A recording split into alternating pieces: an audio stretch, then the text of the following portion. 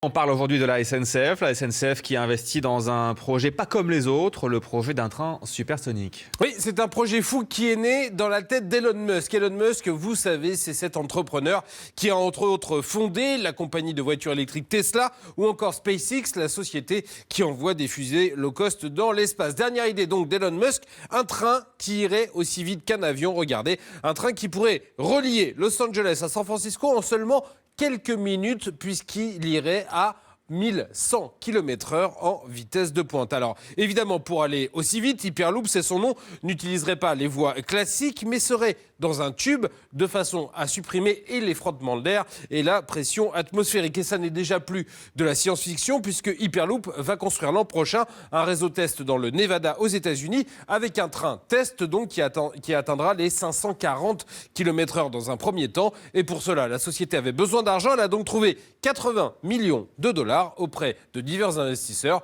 dont la SNCF. Alors pourquoi la SNCF, justement, Jérôme, veut investir dans ce projet? Alors évidemment, le but de la SNCF, ce n'est pas vraiment d'installer ces trains du futur à la place de nos TGV, mais l'idée, c'est bel et bien de préparer le futur et de voir ce qui, dans cette technologie, pourrait être utile aux futurs trains à grande vitesse chez nous. En effet, Hyperloop est allé très loin dans les recherches et en y investissant, la SNCF peut gagner un temps précieux sur les prochaines évolutions du TGV. En plus, elle y a mis quelques millions d'euros, pas grand-chose à l'échelle du groupe. Alors, certaines mauvaises langues vont dire qu'ils auraient peut-être pu être consacrés à autre chose, comme l'entretien des voies ou des rames chez nous en France. Mais entretenir son réseau et son matériel, c'est bien, mais il faut aussi investir dans l'avenir, surtout comme la SNCF, eh bien, on va être confronté à une révolution dans quelques mois, puisque le marché des trains va s'ouvrir à la concurrence et qu'il faudra à ce moment-là avoir de vrais arguments pour faire la différence.